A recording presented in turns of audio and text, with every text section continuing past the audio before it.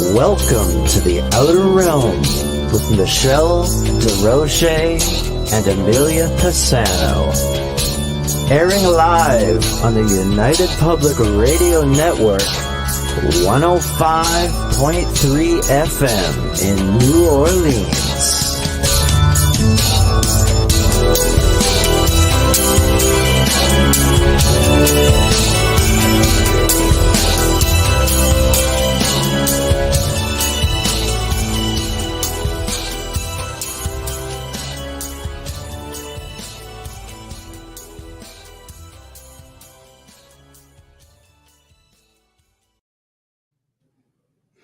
Welcome, everyone, to the Wednesday night segment of The Outer Realm. Had a little glitch there. Don't ask me why. It wasn't working with me. Anyway, we're broadcasting live here on the United Public Radio Network and UFO Paranormal Radio Network, 105.3 and 107.7 FM from the beautiful city of New Orleans. We are fully sponsored by the amazing folks over at Folgers Coffee, who have been a part of our journey since the very beginning. And thanks to them, we are here not one, but 2 nights a week. So thank you, Folgers. We appreciate you so very much. Also, big thank you to Dr. Snick, the sonic surgeon, Justin Snicker, for his contribution of time, his voice, his music for our intro and outro. He's an award-winning composer of Halloween horror, sci-fi, and dark wave electronic music, which can be found anywhere that good music can be found. Also, big thank you to Steve McGinnis, the mind and the artwork behind our art, of course. Check him out on Instagram and check him out on Facebook. He's got stuff ready to go, and he does beautiful commission pieces. So big thank you to Steve McGinnis.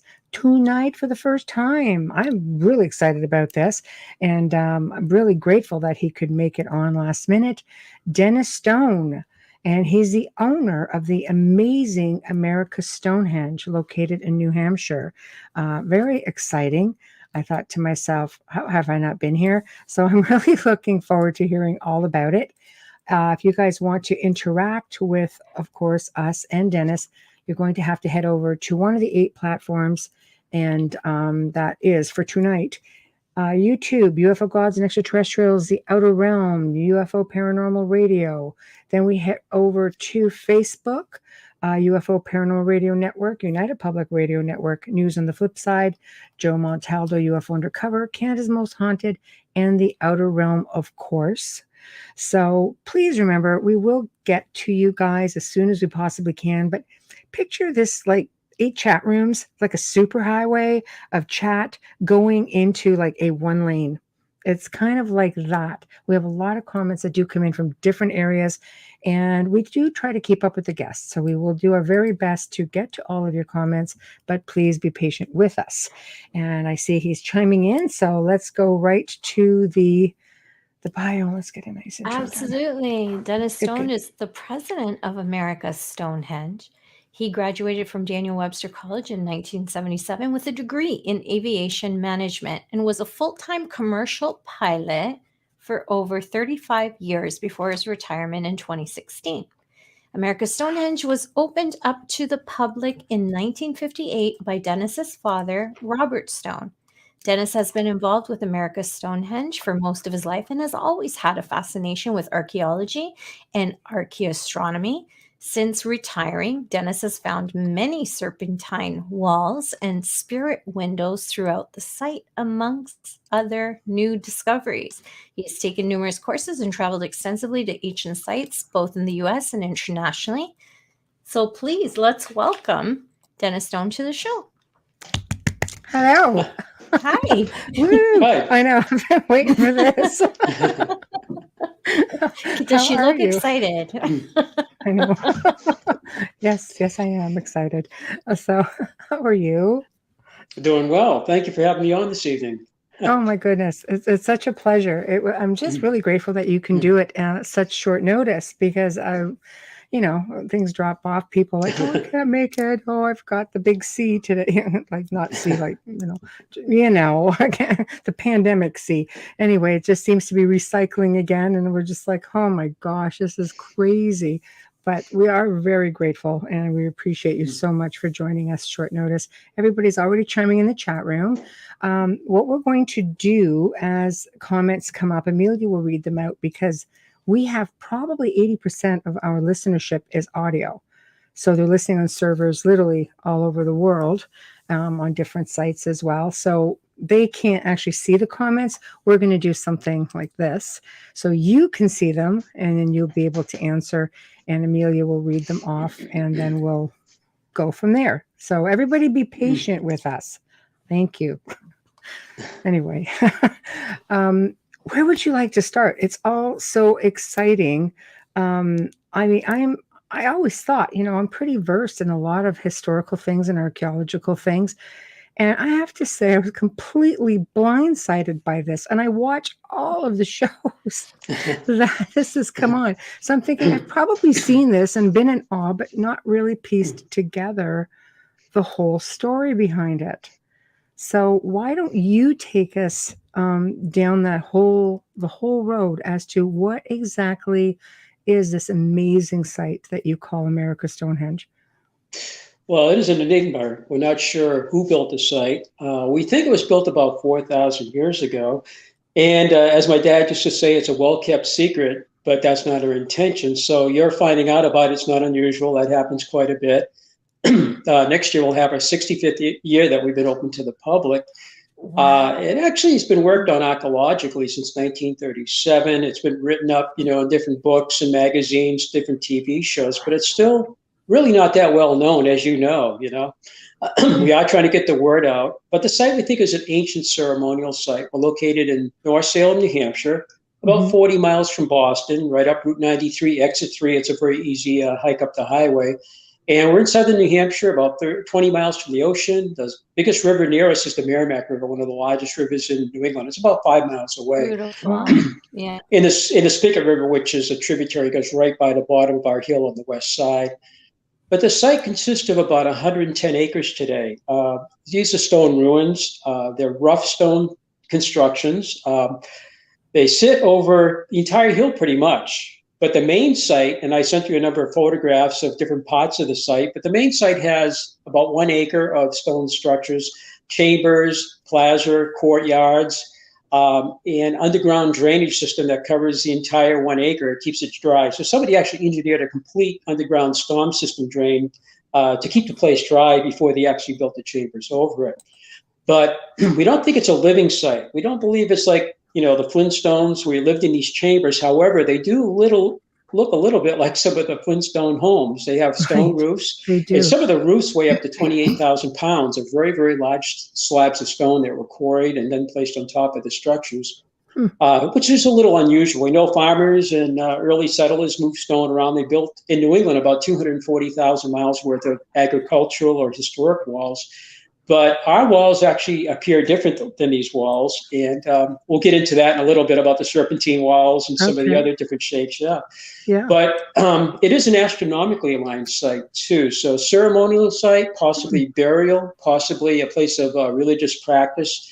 And I would imagine, during ceremonies like the winter solstice, summer solstice, spring and fall equinox, people would come up and celebrate. The hill is about 360 feet above sea level, and the site sits on top of the hill. And that's not unusual for an ancient, ceremonial site to be up high near the heavens, if you will. Where the people lived is still a mystery to us. If it was a domicile site, a place of living, you'd find the refuge, what we call the middens, all the trash left behind. Even if a lot of them are perishable, you still find a lot more either pottery or stone tools, utensils, weapons, that kind of thing. And we have found those on the site, but not the great quantity you would find from people living on the site. Right. It's just not like that at all. I will say that our site is kind of the Reader's Digest of these sites. And we're not the only site. My dad got involved in 1955, and they knew of about maybe 24 sites throughout the Northeast. Today, that number, it's not only in a greater area from Canada, Quebec, and Ontario, all the way down to Virginia. We're finding these stone ruins, but about 800 different sites. So a site could be like ours with 106 acres of chambers, walls, and we mentioned the serpentine walls and constructions. It could be one chamber, like in Windham, New Hampshire, just one structure. Or it could be like North Stonington, Connecticut, and North Stonington is on the South Shore of Connecticut. Only 6 years ago, I became familiar with that. There's 8,000 different stone structures in that town of 35,000 acres and 25 different categories of structures. And they look just like what we have on our site, except ours is kind of compressed on about 110 acres. So our site's a little unusual, as you probably saw looking at the photographs, but it's not the only site around. It's sad because across the nation, these structures exist, and we weren't taught these in, elementary school, grammar, high school, even going to college. Most people never hear about these things, or even on the media. Except for we appreciate your media because it is getting the word out. Because a lot of these chambers are being destroyed today by development, and if you can work out something with contractors like that chamber out there, if you can build around it, or if you're putting a highway, if you can build around it, that'd be wonderful. And then it's a win-win for everybody.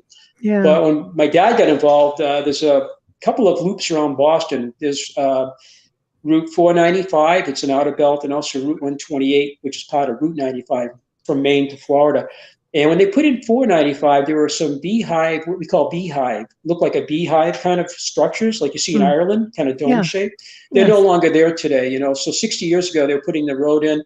My dad got to see them, I think, photographed them, and they're no longer there today. I think today, maybe they would try to build around them, which again would be a great, win-win thing, Get a highway and save the structures. So we're trying to get the word out to protect these sites from vandalism, from destruction, and also to try to get more research done on them, investigation and that kind of thing. It's a slow struggle, actually. It is. It's fascinating to me when you look at the technology, when you say how heavy these large stones are, and when you think about how far back you think they go. I mean, it could be back even further, like who really knows, unless there's some way of testing. Who do you think could have had that type of technology to build some of these things? Like it's sophisticated when you look at it for the time. Yeah, they did definitely put a lot of work and effort into it. And on our side, it looks like they planned it, especially with the underground drain system. Some of the drains run 75 feet. They carve channels through the bedrock, and the channels actually lead into underground tunnels, if you would. And some of them are large enough for a little kid to crawl into. And they keep the main site dry from snow melt and rain and that kind of thing. And the rock, it's granite. It weighs about 163 pounds per cubic foot. And so we can estimate the weight of these structures, on the stones without picking them up, just do the dimensions, Yes. And like I say, one of the largest roof slabs is about 28,000 pounds. So it's no easy task moving that. No. And then putting it up on top of the chamber, and the other thing we found out over the last 40-something years, one of our researchers, Dr. David Stewart Smith, he started with us in 1978, and he had already worked for the British government doing repairs in Scotland and in England on megalithic and medieval structures. He went over there in 1972. He's from Connecticut originally. When he came back in 77, he learned that our site existed, plus others. And he was kind of blown away because he had seen very similar type structures in Europe, In Western Europe, you have Stonehenge, but there's 50,000 other megalithic sites throughout the entire western part of Europe. And these go from the Neolithic into the Bronze Age. And they're just all over the landscape. So there's technology on that side of the ocean that was able to do this. Yes. So on this side of the ocean, Native Americans in New Hampshire, recently I found out that they go back as early as 13,000 years ago in the western part of the state. The New Hampshire Archaeological Society is finding evidence over there. We thought, years ago, they used to say, well, maybe several thousand years. And then it went back to about 10. And now they're finding evidence of 13,000. And the glacier said, actually, the Younger Dryas was still around that time. So I don't know how these people made a living or survived, but they did. They did. Yes. And so Native Americans have been in New Hampshire for that long. And people often say, well, if your site is 4,000 years or older, who was here? Well, we have people here in New Hampshire going way, way back into the Paleo, going into the early Archaic, into the Archaic. Were they the ones that were responsible for these sites across the Northeast? I definitely would look at them first. Absolutely, And they may have had a big, big part of this, maybe 100%. But there are some interesting features and different pieces of evidence suggest that people were coming over not only before Columbus, but possibly before the Vikings. They were in Canada 1,000 years ago, but there's some other pieces of evidence suggesting they were here at a much earlier time period. Right. So that's a great question. We haven't been able to answer. Our minds are still open, but we are finding similar features from here, not only up in Canada, and that area in Ontario and that area up near Peterborough, Ontario, but in the Baffin Islands in Canada, coming right into Newfoundland, right into Nova Scotia. But there are interesting features out in Alberta, Canada, too. I think it's called the Milk River out there. There are inscriptions that seem to be old world inscriptions. And there are serpentine walls and other features that are in Canada going all the way up to California, actually. Near Mount Shasta, we have serpentine walls in a town called Mount Weed. Shasta. Yeah, such a beautiful area, and very, very spiritual, very, as you know, There's a lot of stuff in Mount Shasta. So we got to go see that, see some spirit walls, and go out and see Mount Shasta, and the cave there too, the caves there. Oh yeah. So that was on my itinerary. I was going to speak at the out of Santa Cruz at the university in 2020, but as you mentioned, COVID, it kind of was a conference center, and the whole thing got messed up. And it was going to go virtual instead of being there. And I wanted to go there. I wanted to see the surf capital of the world, and I wanted to go to see the Berkeley Wall. Yeah, different things, including the Berkeley Wall, which is kind of famous, an ancient wall that goes from supposedly Oakland up to the Canadian border. Nobody knows who built it. However, it actually starts in Santa Cruz, I found out. And I'm like, wow, great. How far from the university is that? And I was going to go up to Mount Shasta, but they canceled the beat in person there in Santa Cruz. So they made it a virtual. And that week, the Holzer files from the Travel Channel came in and filmed all week. So everything got kind of turned upside down. I haven't made it out there yet. So that's on my bucket list, to get out there and see some of these features on the West Coast too. So it might be nice to see how many you can try together. Definitely, yeah. So we're going to try to get out there and see that. But we had no idea when we started in the 1950s that this was so wide range, some of the features. Were the people on the West Coast related to the people on the East Coast? Possibly by trade. You trade not only goods, but you trade ideas, So it's a possibility this thing made its way either from out there to here or vice versa. We're just not sure. They're in Alabama, too. And Dr. Holstein from Jacksonville State University, we became familiar with him about 3 years ago.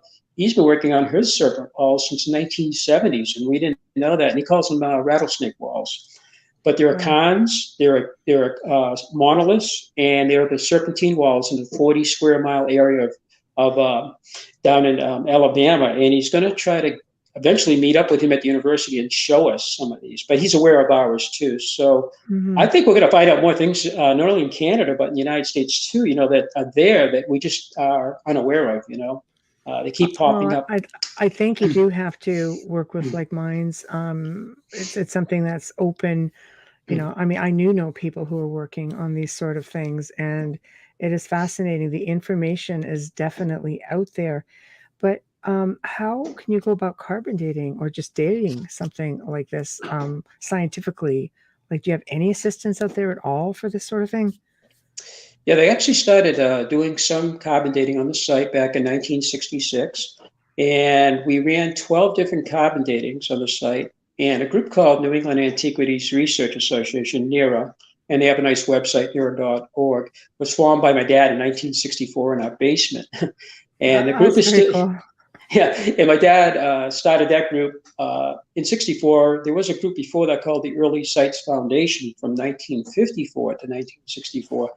And he had two professors from Yale, from Dartmouth College. We had people from the president of the Connecticut Archaeological Society, among other people in that group. But by 1963, a number of the members had passed away, and they dissolved the group by 1964. So my dad started NERA in our basement. And the group is still going strong today with several hundred members. We even have one of we have state coordinators up in Canada, the provincial coordinators. Terry Duvall was in Nova Scotia. He's been on History Channel a bit. He was the first Canadian president of the group. And in Quebec, actually Montreal, Gerard Leduc, a gentleman up there, was the coordinator. And he used to bring people east of Montreal to see some of the stone ruins up there, chambers and so forth, just east of Montreal. And Boston, Massachusetts, one of the big newspapers actually did a whole story. I'm looking at the paper going, oh my God, that's what we're into. That's Gerard, doing the tours up there. I think he has passed on since that happened. Right. So, But so carbon datings, we've done 12, and they went from 66 to 1995. Most recently, we've been doing optically stimulated luminescence testing, and Dr. Feathers, it's a testing you can date dirt or you can date rock. Okay, I'm like, and this is what? Yeah, it's well, it's called OSL, and you can date dirt or rock, and you need certain minerals in it, like potassium feldspar. You need quartz, or you need even calcite. And they take the dirt or the rock samples, but they can't be exposed to the sun or outside, light. So it's done in the greenhouse. I mean, in a dark room environment, basically. And so you build a structure, and soil very slowly deposits, say, next to a wall or on the roof. And in the Oracle chamber, which I sent you pictures of, we found out in 2020 when we heard this was going to be done at our site. They actually asked us. We said, sure, And it was the University of Washington, Dr. Feathers, and he came all the way out from there, and he did 4 cores at our site, and he did 22 places from our site all the way down to Virginia at some of these stone ruins.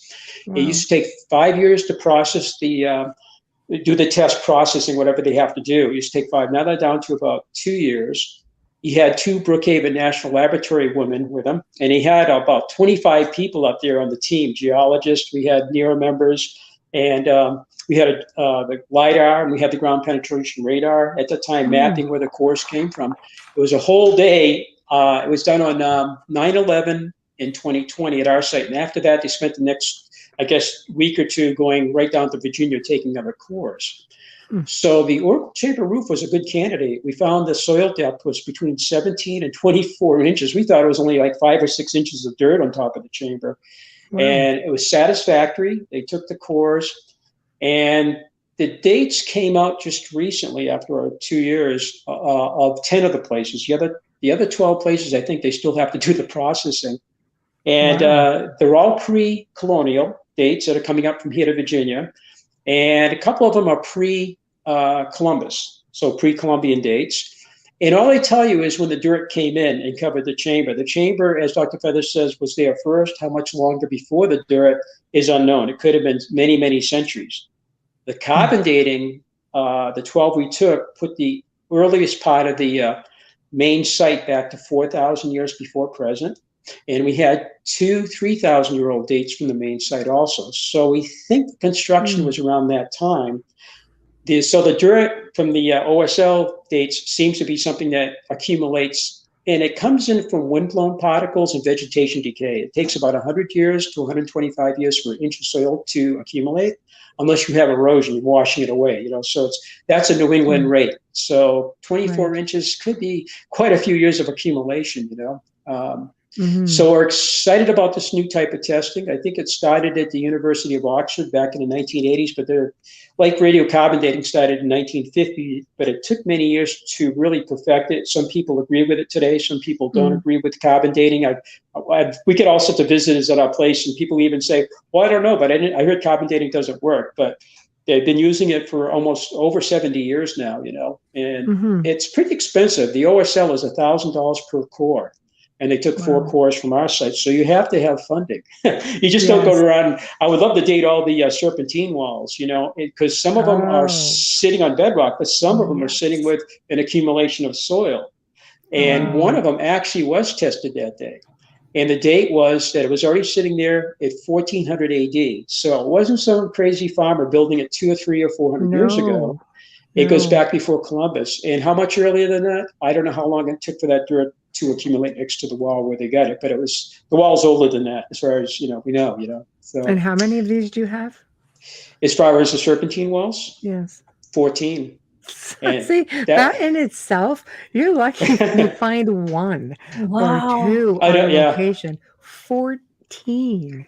And they go from about roughly 27 feet in length, all the way up to the biggest one is the watch house. And I think I got some pictures, both LIDAR of that chamber and the illumination inside of that on the equinox. So that wall we GPSed about 5 years ago. It is 2,550 feet long. So it might be one of the longest serpentine walls around, and it's twice Yeah. as long as the Great Serpent Mound in Ohio, which is really amazing. It's It in is. Peebles, Ohio. That's pretty. If people know about that, it's supposed to be on the United Nations World Heritage Sites. Yeah, it's And spectacular. but I think COVID tied up everything and all that. But Yeah. it's an amazing site, and it is an How does that equinox and compare to you solstice. with serpentines, like the size in size? So ours, like I say, the 14 vary from 27 feet all the way up to 2,550. So the biggest one would be about twice as large in length as the Great Serpent Mound in Ohio. Okay. And I'm familiar with a couple of the guys who've done some radio shows with a couple of them that are involved with that out there. Mhm. Jeff Wilson, and I've communicated with Ross Hamilton. They're really big out there. They're excited about ours. And when I was on the radio show a couple of years ago with Jeff Wilson, turns out he had visited our site a number of years ago, way before the serpent walls were found. So he was quite fascinated by that because he's got the serpent mound out there that he's involved with, Oh, So yeah. it's a great connection, The fact that you've got 14. We might find a few. We think there are a couple more up there, but when you look at them, you're not 100. Well, none of this we can't talk to the builders, so we can't be 100% sure on all of these. Right. But when you see them and they undulate and they turn, they twist, they have tails, like pointed tails, and they have, the heads are either boulders or stacked heads.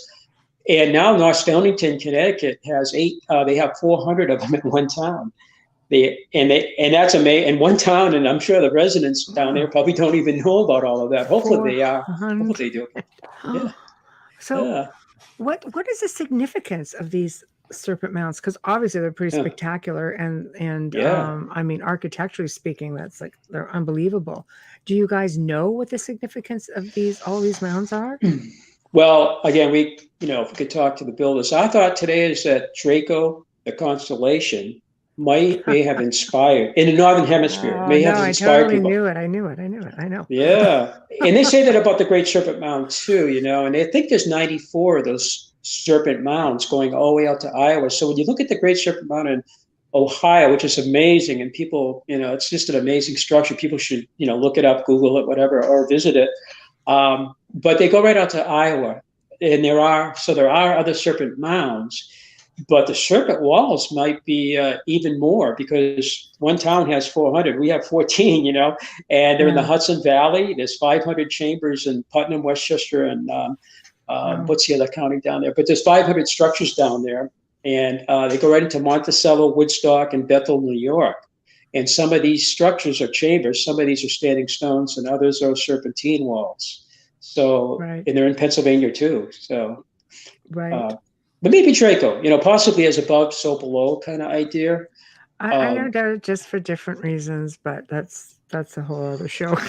Well, there may be some other, the serpent represents so much, even Adam and Eve, or St. Patty driving out the serpent worship. But the ancients actually believed, in that reptilians were very much like, the draconians, much like subterranean beings on our planet long before we ever arrived here. So, they worked with them, they revered them, they emulated them. You can see them, South America. There's tons of different archaeology with respect to that. Definitely, yeah. I mean, maybe that's an inspiration from that too, But even just snakes, we have snakes in our area. As a matter of fact, on Halloween this year, we had a VIP tour with Scott Walters and Haley, and they came down from Nova Scotia to Washington. And while they were standing looking at a boulder that was found during a near field trip in 2018, one of the members found it when we were out there on the hilltop. And actually, they got away from my tour. I don't know if that's, I don't know if I should be insulted, but they walked away from my tour. Nice. And they found what looks like a pregnant female carving of a goddess on one of the stones. So it was a really good thing. And when we were Scott, we showed the tour people, and while we're standing there, all of a sudden we look down, there's like 3 snakes walking around, crawling around all the people, and because some of the people were kind of freaking out, and there's a serpent wall just, down the trail, a short distance, so we got the serpents up there too, the real ones, so. Yeah. I think it's all fascinating. I think you just go back to, ancient times and of course, going back because these things are all over the bloody world. So they've always fascinated me, why you can have an area that has over 400 and you have one property that's got like 14. Yeah. And then How many are you Ontario, missing? we've got like one that we know of. that we know of. That Yeah. we Even know with of, yes. underground, even with the sites that you have found, you still don't know how extensive. It could go past what you think. You could have a blocked off tunnel because Earth has come down over the years. I mean, you're talking about it could be thousands of years for all we know. Mm-hmm. Yeah, and that's where we need people to come in and do more research. Ground penetration radar, we've been using it. It's non-invasive, so if you use that and you find something on the ground, then you can decide whether you want to do a shovel test bit or a full-scale excavation or just to leave it alone, But most of the time, if you find something down deep, you probably want to see it with your eyes too, perhaps recover some of the artifacts. So we've been using ground penetration radar also since the 1990s. On our site. And we've only mapped a small, probably a couple thousand square feet. We need to definitely bring it back. And Doria, a woman she's part Native American, she's been up during 2020, and she was actually working with a LiDAR guy who was a friend of hers. And he did 15 acres. It took 600 hours to process his data, and she's done a few thousand square feet, and I've helped her. She's coming back to do all the drains, the dozen drains that we have, some of them running up to 75 feet, as I may have mentioned. And she has a software now to take his images and blend it with her images, so we'll have 3D above and below the ground. That might be kind of useful as a tool, I think, That is really cool. That'd be pretty cool, yeah. It's a great piece of technology. Have It you is, gotten any sort of assistance, let's say, from academia in the area, archaeologists who want to put the funding into your site? It's pretty spectacular. It's a big area. Yeah, that would be wonderful. We have individuals that come from different universities. The last one was a doctor from the University of Connecticut. He was up about 5 weeks ago with one of the NERA vice presidents, who's now he retired from that position. He brought him up, and the guy spent a couple hours with us walking around, and he's mainstream. And generally, he told me to my face, he goes, "I'm a skeptic, but not necessarily kind of a healthy skepticism. Ask the questions, not closed-minded skepticism." But the takeaway on that is he was very fascinated with our site.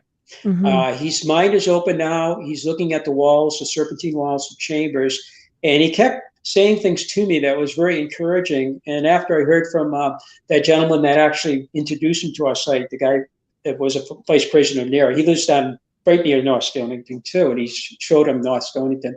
He said, he says he was impressed with your site, and he wanted my name. I guess he didn't get my name when we were there, and he wanted my name. So he wants to come back and look at the site.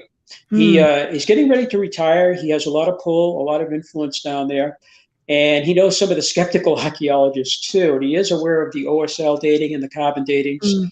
And he actually was hired by the state of Connecticut to look at Gunjiwap. Gunjiwap is a site that's 250 acres of stone structures, a lot of the same features that we have at our site, including serpent walls, standing stones or monoliths, and even inscriptions. And it has been carbon dated, and they just did some OSL work with Dr. Feathers on that site. And again, that came out pre-colonial on the dates. And that will be out there. And he actually has been working on that for 14 months now. And my friend that brought him up said he's had a change of heart. He's actually very interested in Gunjiwap. And then when he was at our site, my friend said, "What do you think about this site?" He goes, "Sophistication." He goes, the amount of detail work that went into building this, particularly all the drains, all the structures, and everything that he saw there, including the serpentine walls, and he didn't see all of them. He was just kind of blown away by that. So maybe he'll be a help. He's kind of big on getting funding. And that's what it's going to take to do more testing, I think, more research. I might have a website I can send you and connect you with for that as well. Well, that's great. A comment by Rob is actually tomorrow night's guest. Hey, Rob. Hi, Rob. He said, "Hello, I used to live in New Hampshire and visited America's Stonehenge. They're very interesting." Oh, thank you. He's on tomorrow. So there's tomorrow's guest, everybody. Thank you, Rob. There's another comment. Just before we go too much further from Tamara. Hi, Tamara. Tamara asks, "Why do you think it has taken so long for these sites to be taken seriously?" Well, that's also a great question. our site back in the 1930s, William Goodwin was the first researcher. At that time at Harvard University, there was a great naval historian, Samuel Eliot Morison. And actually, Mr. Goodwin and Mr. Morison kind of butted heads. And Morison basically said, no explorers before Columbus. And Goodwin thought possibly Viking when he first saw our site. And as they started cleaning it, he hired a crew. And the crew was hired in 1937. The head was from MIT, Roscoe Whitney. And as they cleaned the site up, it didn't really look like a Viking settlement. There were no sod houses, they were all stone structures, with stone roofs. And he thought at that point, it could be something to do with the Irish Celtic monks coming over before the Vikings, going back, hundreds of years before the Vikings. Mm-hmm. But Samuel Morison wouldn't buy any of that. He said, yeah, there's nobody here before Columbus. That's it. He died in 1976. He wrote Admiral of the Ocean Sea about Columbus and the European discovery of America. Well written, and the gentleman's very, very, educated, very smart and everything. However, in 1960, they proved the Vikings made it to Newfoundland at Lonzo Meadow. And he knew about that, but he said, well, it wasn't significant. It wasn't that important. But it kind of went against his no explorers before Columbus, it kind of broke that. Yes. But they now think the Greenlanders were coming into Canada and possibly into the United States, or at least North America, for about 400 years before they abandoned Greenland during the Little Ice Age, starting in the 14th century. Mm-hmm. And before them, I read Folly Moore's book, the great Canadian author, and his book, West Viking, in 1965. He spent years putting that together.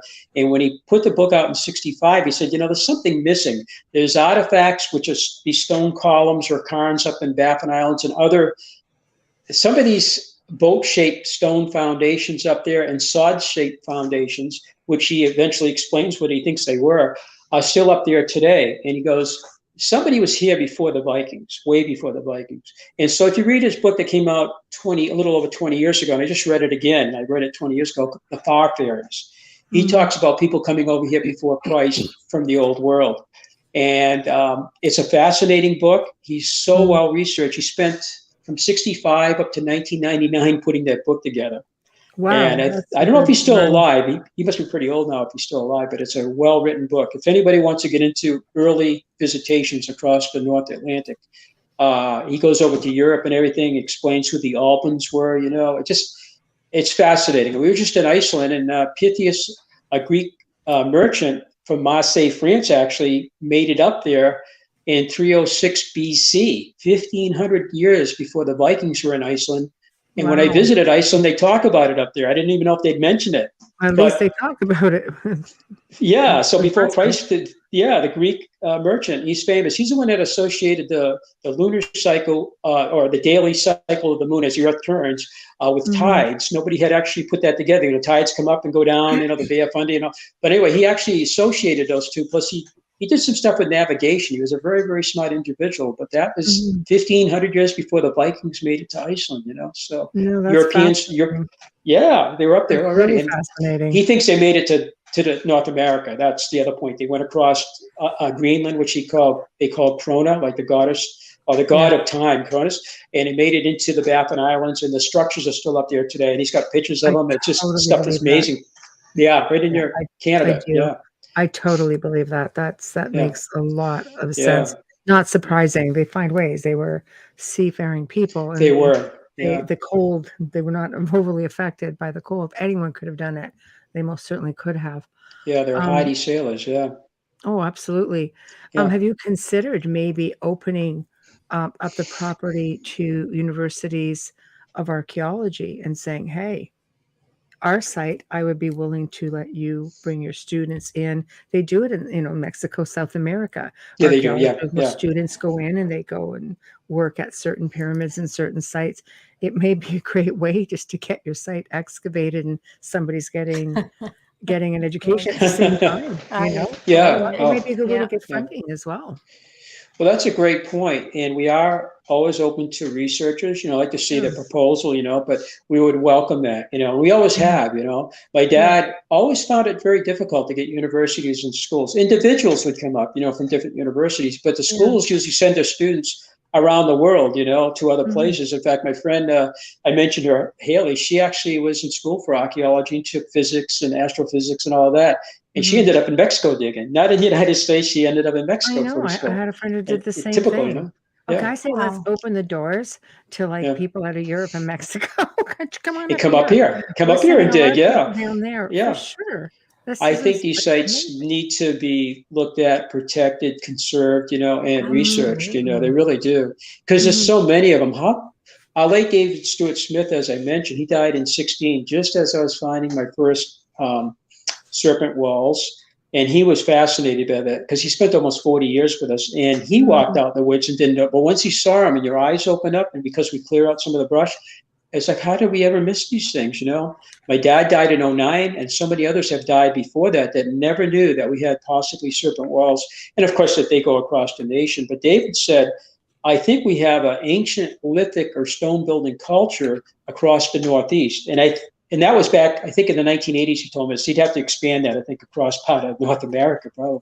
And he goes, they're undetected, they're ignored, they're ridiculed, and most of the public don't even know these things exist, It's true. And that's still kind of true today. So we have an ancient stone building culture, and you were asking who they were. Yes. All I can say is they're a stone building culture, and they weren't farmers in the sense of colonial farmers. These are maybe ancient people that did a little farming, but they were stone builders. Yeah. Have you ever found any remains or bones or anything like that? Yeah, they have been. And usually in New England, a bone will dissolve in a couple hundred years because the soil is very acidic. Yes. But in 1938, Goodwin found 3 bones that on the main site, and that's that 1 acre area. And he held on to them. And we had them in our museum starting, I guess, 1958, all these years. 1968, a teacher from one of the local schools brought him to the Smithsonian down in Washington. And she brought a couple of different other bones, too, that came from our site, including the watch house. Dr. Lucy Huygen, in 1968, she was a physical anthropologist. She examined the 3 human bones, and she was kind of fascinated by them because there were some markings on them. And she said these markings had to be made while the person was still alive, like little cuts in them and everything. But she also found that they're very denser than she would expect for a human bone. And at the bottom end of her, I got the report, and in fact, I have it on my screenshot on my phone. She says, basically, my feeling is these are human. Well, radiocarbon dating wasn't done on them. They were found in 38 and you're exposed to the elements, for over 30 years. And what I'm thinking, and I've talked to a friend who's done the Paracas skulls in South America, is in fact, the laboratory he uses right in Toronto, is to bring them up there, or maybe one of them, and have them test them for DNA, see if that would work, I think that would be a great idea, because that would definitely give you some idea, at least, the people or people who were there at least for a period of time. Exactly. Yeah. Were they the builders? We may not know, but we might get because their bones were denser. So is that a different species? I don't really know, but she was concerned by that. But she goes, they are. But she also looked at bones from the watch house. We were talking about the watch house as being part of a 2,500. And those bones she looked at, in her thought, were there a bison, or buffalo. So she showed them to one of her colleagues, a gentleman, and he was more of a specialist, I guess. He looked at him and he goes, yeah, they're bison. She goes, yeah, but they're from New Hampshire. And he goes, they were in New Hampshire. He goes, it's the, I think they called it they had a name for it, the country buffalo. No, they had another name, but we're a buffalo up here. And so he wasn't surprised by that at all. And they found right in the watch house, In the watch house, also a stone, triangular flat piece of stone about 1.5 inches high. It's on display in our museum, had a drill hole in it. And a piece of bone found right there too, about 1 inch long, had a drill hole in it. They were both found in the watch house. I thought, are these are pendants for a necklace? Yeah. And for who and how old, we don't know. But they were found inside that same chamber, So maybe it's an offering. I was going to just say, if you think this was a ceremonial site, maybe there would have been offerings done. That would make a lot of sense. It would, yeah, definitely. It looks like that's a possibility, yeah. And it's a wonder the stone will last pretty much forever, but the bone being inside the chamber, including the bison bones, maybe they were left in there too as an offering, Yes. It's possible. We just don't really know, but that's what we have for bones up there. And then we have other bones that are found in the, over the years that are actually more recent animals, that have passed away up from the woods, but not. These others are very interesting though, especially those human bones, Right. Maybe we'll get the DNA or something. Sorry, how long would it take to do DNA analysis on something like that? Yeah, I got my friend, he lives in Malibu and he's got a place in Oklahoma, and he's been out doing filming on us. He's been in South America many times. I'm going to find out because he's done the process before, and he showed me a picture of the laboratory.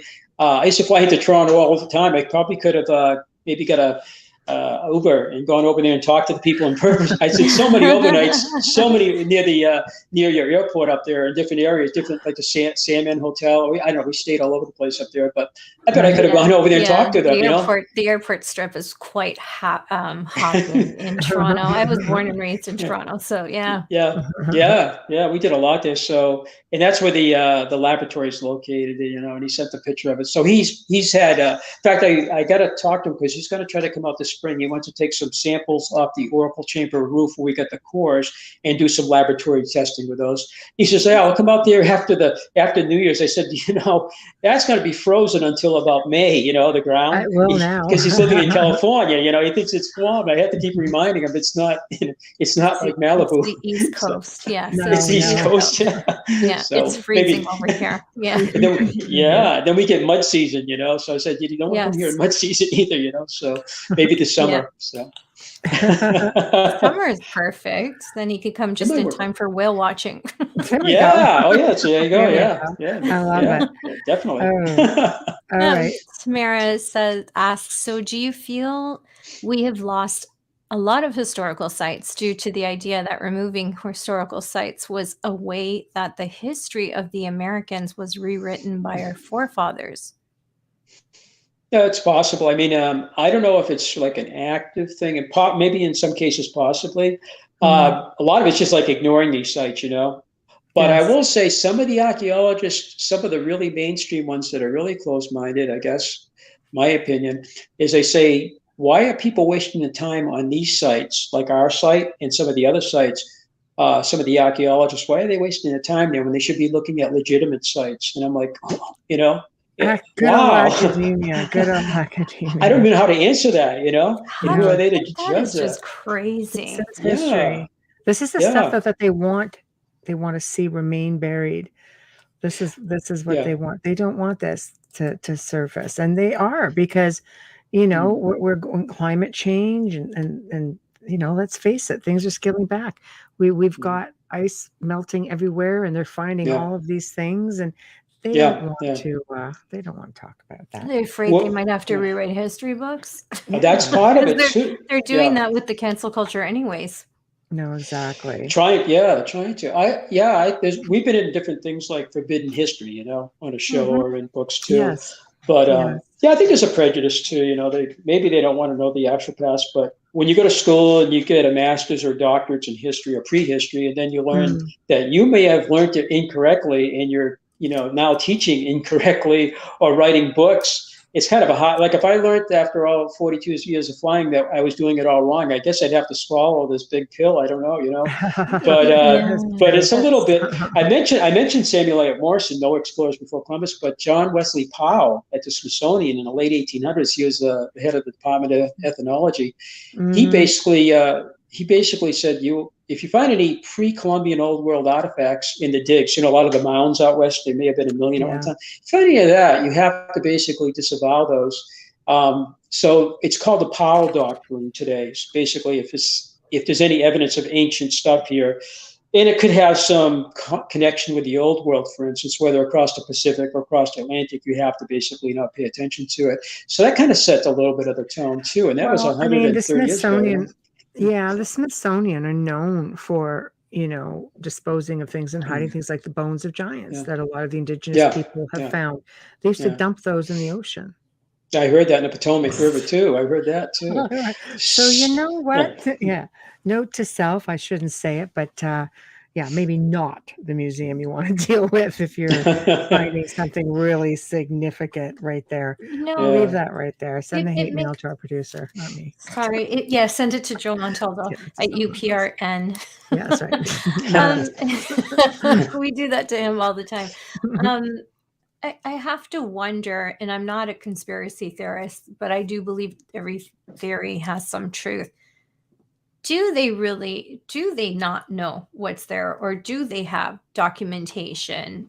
Years after years, you collect things. There's journals, there's diaries. I mean, you go to the Vatican, we have Dante's Alighieri's works. Why wouldn't you have a journal of a civilization that was there before? Why wouldn't it be found? Why couldn't it be found? If you can build those tunnels, you can put papyrus together. So it's in a Common forest, sense right? will tell you. Common sense and, a little bit of mediumship. But anyways, I just have to wonder if there is, documentation and knowledge and a lot of facts stored somewhere. And, and that's why they're being the way that they're being, dismissive and... It's possible, fear. For me, that's a fear of something, Yeah, I know in Scott Walter's book, talking about the Templars coming over too, and that the Vatican has document from around 220 BC that was written about people coming over across the ocean. It's fascinating. I'm just reading the book right now about that, and there's a gentleman that actually contacted one of them, a senior, he's like a priest over in the Vatican. He admitted that these documents exist, and that it does show that apparently, he goes, I'm not going to say yes or no or deny or whatever, prove it, but because they indicate that there were people coming across into the New World, well before Columbus. I mean, going back to the time of Christ. Absolutely. And I got the letter from this in this book is actual letter from the Vatican Monsignor, so I was just reading that today, going like, wow. And they say there's other pieces of evidence too, suggesting that we knew that people were coming over here. Well, and across the Pacific, and Atlantic too, both. Yeah, there has to be. I mean, we know there's ET civilization. We know all about that now, whether they're throwing disclosure or not. I mean, there's constant evidence being out there. Who knows what else they're hiding and they don't want to expose. They've just shown though that the Vikings were in South America. I know it's before, like 800 AD. Dr. Kathleen Ann Ball found Templar caves in Brazil. 200 years before Columbus. So, I mean, it's they say the warrior of the clouds, the Chachapoya in Peru. I think they had a big battle with the Inca, but they were ferocious fighters. They were very tall. Some were fair skinned with light colored hair. They lost the battle because they were outnumbered by the Peruvians, and I think the Peruvians were so respectful of them, they made them their honor guards for their own king after the battle was done. And they that might be some Viking there, because of the description, the Chachapoya, warriors of the clouds. So that's another one of those possibilities too, absolutely. In Verrazano, when he came in 1524 up to Outer Banks, he was looking for that Northwest Passage, but I used to fly that whole eastern coast a lot too, and I'd be looking down at Chesapeake Bay. He went past that, and it's a huge bay, went past that. Then he went past the Delaware Bay into New York Harbor, and he spent a little time there. They get the Verrazano Narrows Bridge. They do the marathon over. It's beautiful.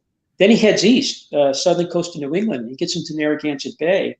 He's met by a Native American whose name was Magnus, which sounds very Scandinavian. And he spends quite a bit of time there, right near the Newport Tower and the Narragansett Stone and the In Hawk Stone, and there's a couple other inscriptions there. And he said that they were very, very kind to him. Some were very Native American in their appearance. Others had blue eyes. Some had green eyes. Some were, but quite tall.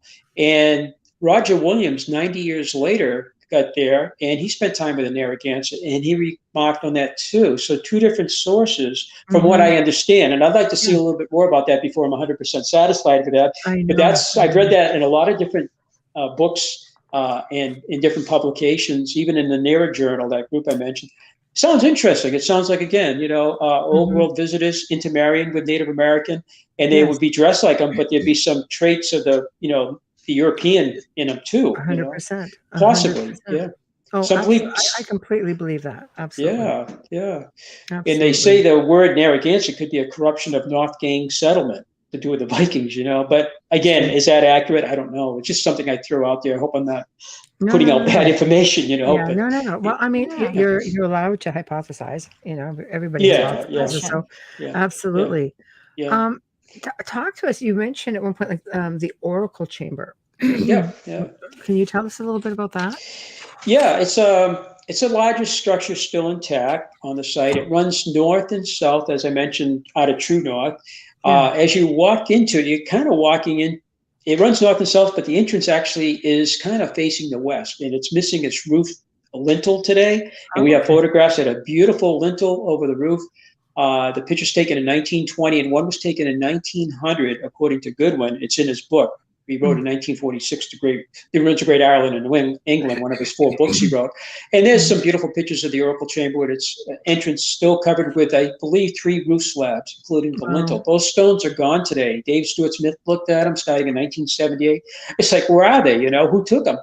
But you walk into it and you turn left, you're heading north, and you're looking down about a 27-foot tunnel, and it's about 7 feet tall. And as you go down about halfway, you'll see an opening. It's horizontal. You'll see light coming through. It's a 6-foot tube. This tube goes through to the sacrificial table. And this tube is about a foot by maybe, a foot. It's kind of rectangular shape more, though. And it goes 6 feet. And when Goodwin first worked on the site, both ends of that tube had stone plugs concealing it. They didn't know it was there when the first workers got in there. And one of them moved the rock. It came out, and they see this, this hole in the wall. And then they went to the other side, and they pulled out the other stone plug. And we have this horizontal tube, which we call the oracle tube or speaking tube today. And as you're standing below it, the bedrock had been removed, except right beneath it, they left a piece of bedrock still intact, connected to the bedrock. It's about 10 inches above the floor now. And you stand there, and somebody around 5.5 feet tall can stand there and speaking to the tube.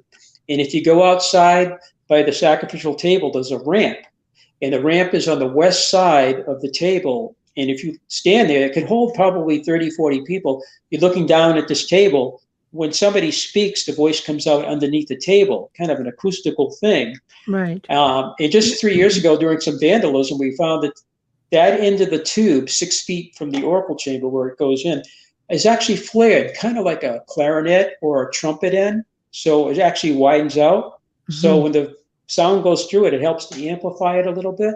And so when I was in Malta 25 years ago, we spent about a week over there, and I saw holes in the walls in some of the chambers. And I mentioned to the guide, I said, what do they think they were used for? He goes, somebody would talk through those. It was like an oracle. I says, we got something like that in New Hampshire, and he was really into that. I kind of described it, and I think we had a brochure and showed him what it looked like.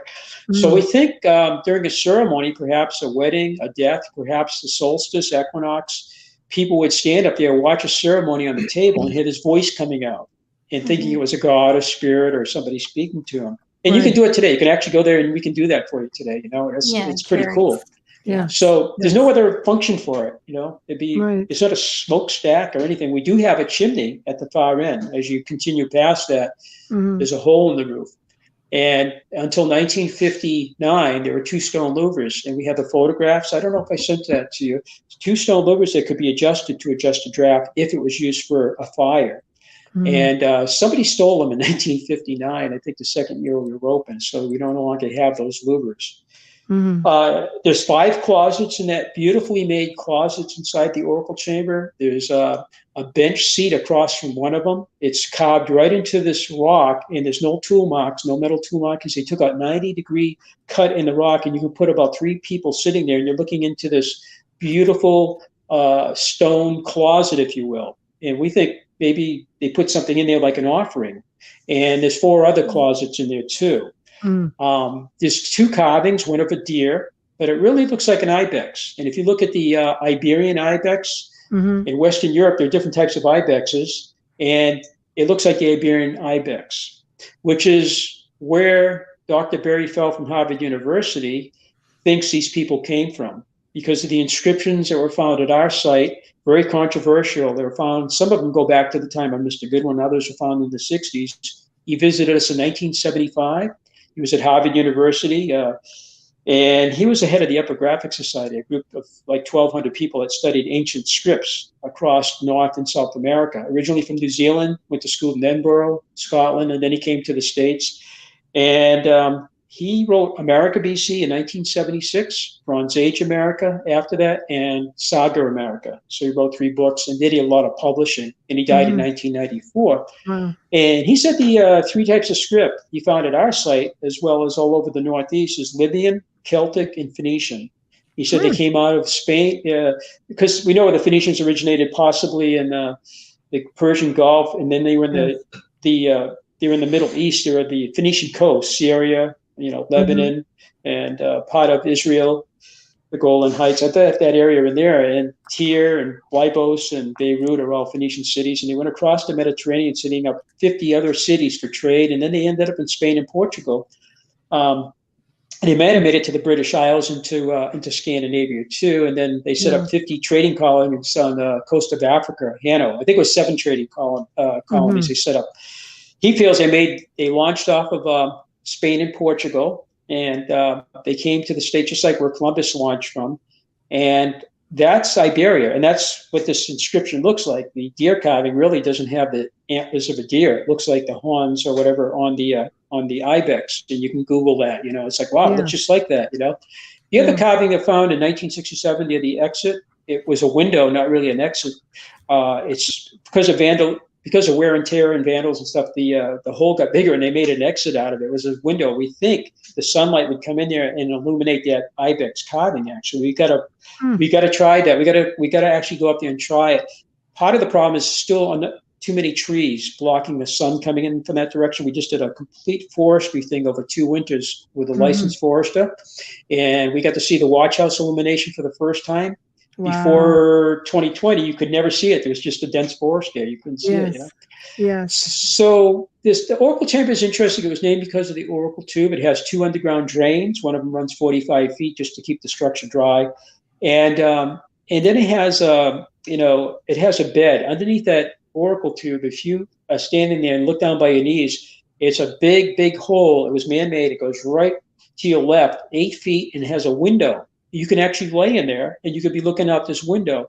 I have no idea. It doesn't look like a closet. It looks like somebody could actually lay in there. So if that is a ceremonial site, did a priest or shaman or somebody else, stay in there during the ceremonies? It raises a lot of questions. What would they be looking at? The sky? Well, the window only looks into the chamber. It's like you could actually observe anything coming or going. Okay, I think the structure, and if you stand above the sacrificial table, you can't see the oracle chamber.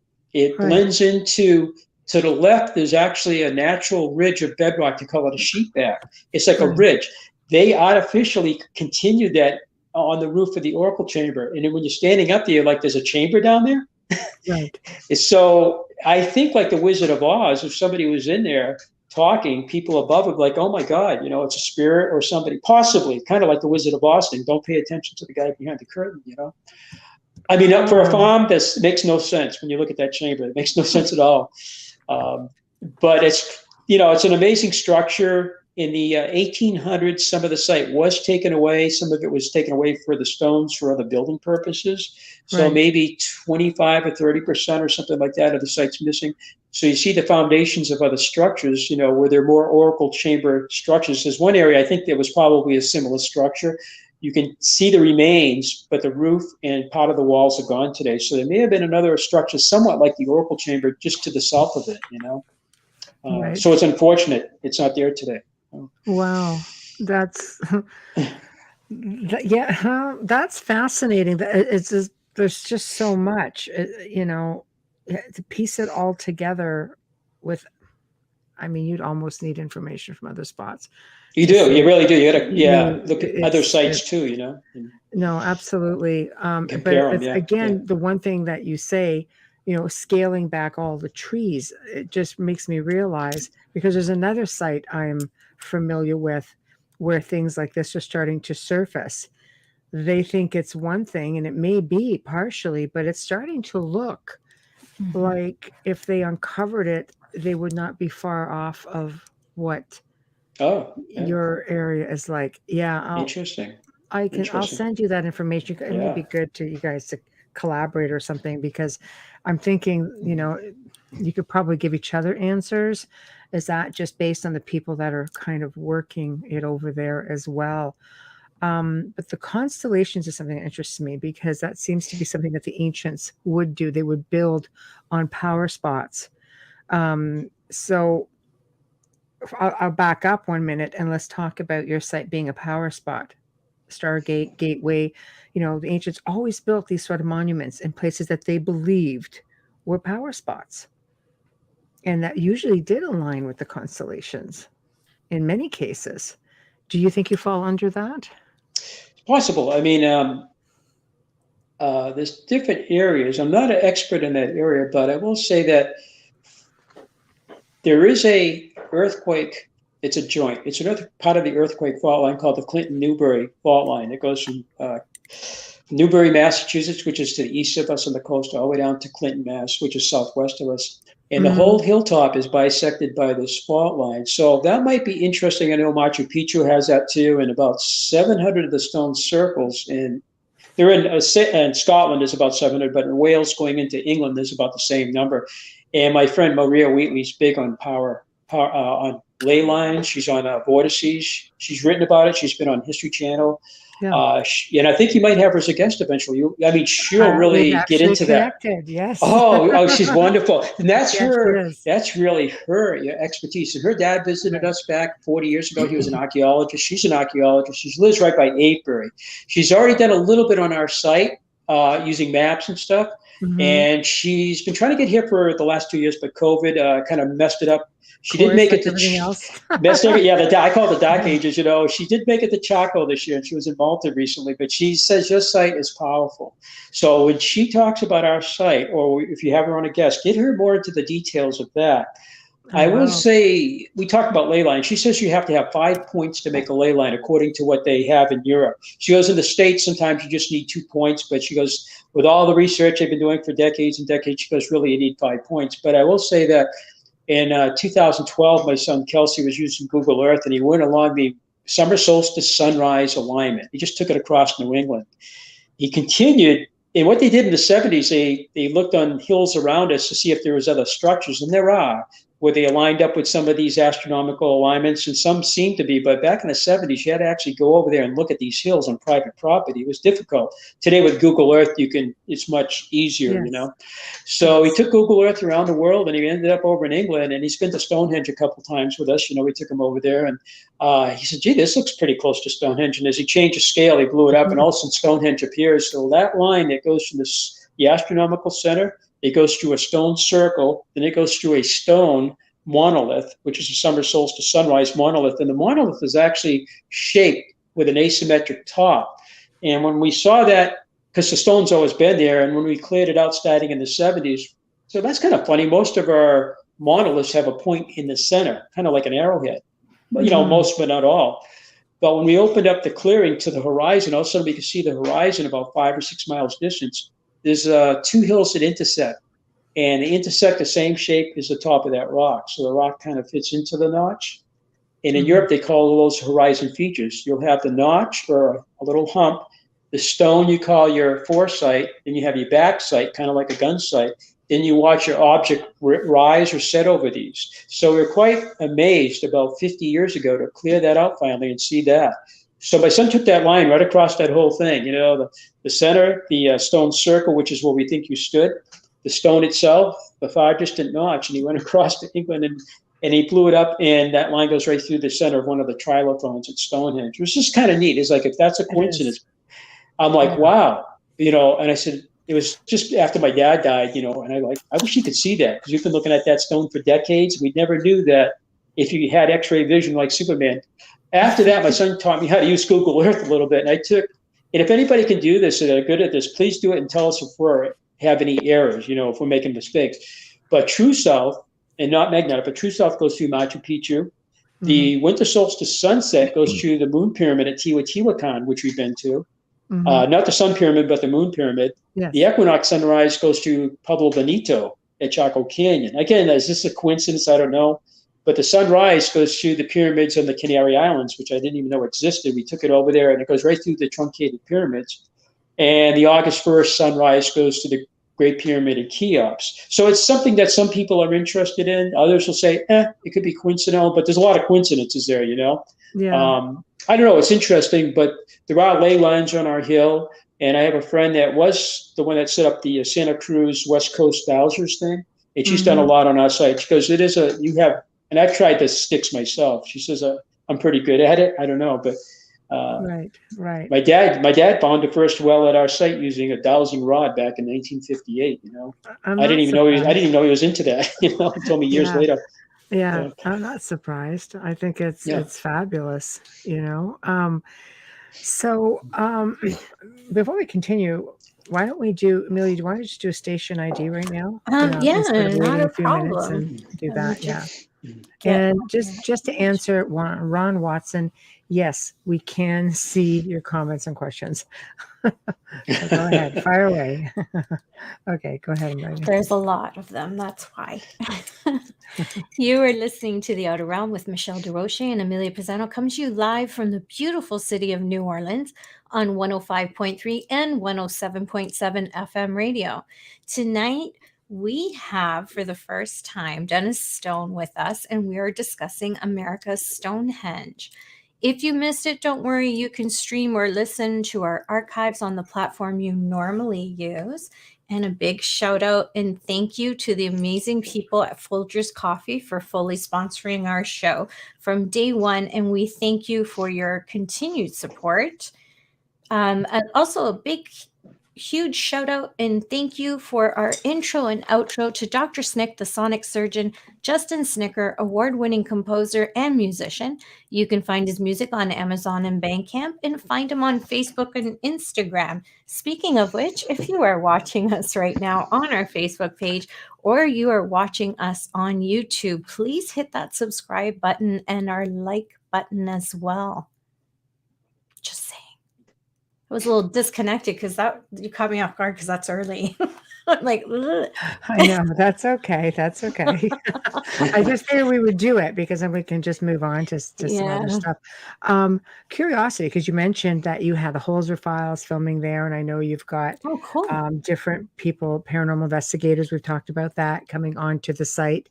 So let's just kind of slip into something on a little bit more of the metaphysical side. Is the site haunted? Like, why? I'm sorry, what was the question? Is the site haunted? Like, all these people are coming forward, like Holzer, like Alexandra as a friend. She's been on the show 2 or 3 times. And I mean, if she's going there, I know there's got to be something to it. Right, yeah. I mean, people have been doing different type of psychic research since the 1960s. I think I mentioned to you, somebody had taken a crystal, sent it out to California, and they did a reading on it. There's a name for that. It's psychokinesis. I think that's it. Yeah, you can read. And then they fortunately sent, the crystal came out of the upper well. The upper well actually is in the main site, and it's 23 feet deep. But in the 1960s, it was full of muck and debris. And somebody started cleaning it in 1961. We got the report on that. And my dad finished it in 1961. In 63, my dad got down there. When he got to the bottom of it, it gets very wide. And somebody actually quarried the last 5 feet of it through solid bedrock and found a whole bunch of quartz crystals down there. You know, so. Oh my God! I was just going to say, did you find crystals? Sorry, I'm so sorry. Yeah. Oh yeah, I don't want to get side. Well, the crystal thing's interesting. But it doesn't seem to be a well for water. There's no vein of water. The only water that goes into there is from snow melt and when it rains. And then the water goes through, there's a wall between that and what we call the paddy area. I think originally it was a courtyard. And if the water gets up to a certain point, just a few feet, it actually floods out the whole area. Then it goes into another one of these underground man-made drains, and it helps to keep it dry. But it's not really a well for water.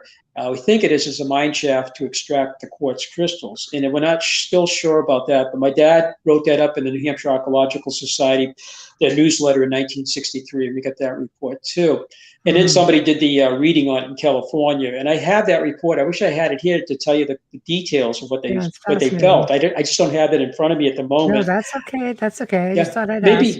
Yeah, it is interesting. And then Holzer first visited us in 1970, and he kept coming almost every year through the 70s. And in 76, he was up, and he actually did Leonard Nimoy's In Search of, the second episode. He produced and directed that. And I was there during that.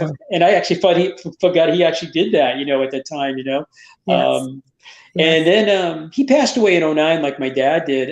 Then the Holzer Files came out 2 years ago, and they came up and filmed us for that. Back in 74, that particular year, he brought in, July 12th of 74, he brought in Ingrid Beckman. I guess she was kind of getting her start in the paranormal at the time. Yes. And I don't know if she's passed away, but in 74, I remember she was pretty young at the time. And it's in his book, 1992 book that Hans wrote called Long Before Columbus. And there's Ingrid in there, and it was the summer months. Check that. Yeah, it's interesting. And her experience is all recorded. Hans used, I think, camera. He used a recorder, and then he put it into the book. Mm-hmm. November 12th, and the 12th for some reason, he brought in Ethel, and I always it's Ethel Johnson Myers. You know Ethel Myers? Yes, yeah. Yes. I always get the names backwards, Johnson, but it's Ethel, and she did a similar reading. And because she was coming up somehow or other, and we didn't have the internet back then, Betty Hill found out. Maybe it was in the local papers that Hans was bringing in this psychic. Betty Hill lived in Portsmouth, New Hampshire at the time, about 30 miles away, and she heard about this. She came over, and we got to meet her for the first time. Very nice. And I guess most of your listeners know about the Betty and Bonnie Hill experience, absolutely. And the movie that came out, and I think Estelle Parsons played Betty, and James Earl Jones played Barney, and it was a pretty good movie. I just watched part of it. Pretty cool. I think it was an NBC special too. Yeah, it was pretty well done. Absolutely. I think so. Yeah. And what an experience they had going into Canada and coming back on a vacation. I know, and then surprise. all bad stuff happened. So that just don't go to Canada, come back and have all sorts of bad stuff. Expected. Watch Rick Warren. Careful, beware of the boy. Yeah. It is a gift that keeps on giving. Well, stay away from there. I know. But it was an amazing thing that they did, and so she came over to meet Hans, of course, and then she wanted a reading by Ethel, and she did. And I was there during that. I was like 20. I would have been 20 years old, and what I don't know, and I asked Hans Holzer. I've stayed in touch with his daughter since they came up 2 years ago to film, because she came up. It was the first time she actually came up on a show, Alexandra, and I just talked to her 2 days ago. But what I don't know is if Hans, where that report is. I would love to read the reading by Ethel over Betty Hill. What did she, what was that? That would be interesting. All of this stuff. Yeah. Yeah.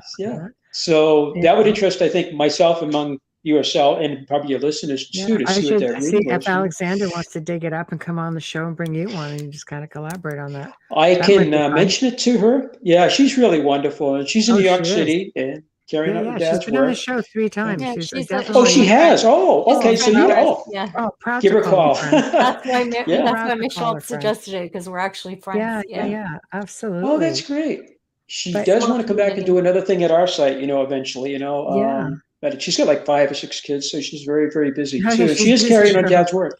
They're keeping her busy. She's wonderful. She's wonderful. Yeah, I like her. Yeah, she's just, I never met her as a kid. Her sister, who's older, and her didn't come up, and that was part of the show too. Is apparently Hans kept them away from our place, but Hans came out, many, many, many times up to our site, and then that book came out in '92, and that's where you'll see another. Nancy Abel was another psychic that came. He brought her, I think, in '75, I think. But what were they picking up? Were they picking up on past civilizations, on spirit people, on extraterrestrial? If Hans was there, it's because there was something very interesting there for him. I would suggest the book is available. Yeah, if you get the book, you can go into it. I can't remember all the different. I'd probably mix them up, because he has, I think, 4 different psychics in there. 3 of them mainly, but he mentioned some other, and in the book. So if you get the book, you can see exactly what he put down there. I'll check, because I have all his books on digital. Yeah, Long Before Columbus. 1992, Columbus's 500th year anniversary. So that's when the book came out. Yeah. I don't know the publisher. Worth checking out. Yeah. Okay, we've got a comment. We're going to come up to this one. Natalie Closon. Hi, Natalie. She says, I am guessing you've used Dstretch. It's a tool for rock art researchers who wish to enhance images of pictographs, not an expensive program in case you haven't used it. I haven't. No, I don't think we have used that at all. It's not familiar to me. I'd like to learn more about it. I do I've know never at heard of it. Stonehenge they use laser scanning, and that the guy with the LiDAR says if you want to get that device, it's $150,000. She may be doing something totally different, but laser Wow. scanning, they picked up things at Stonehenge that you can't see with your eyes that are inscriptions. You Oh, know, yes. Yes. so maybe That's that's kind of along that line. Yeah, we're open to that. Yeah. Yeah. Fantastic. And Tamara asks if you have any magnetic anomalies at your site.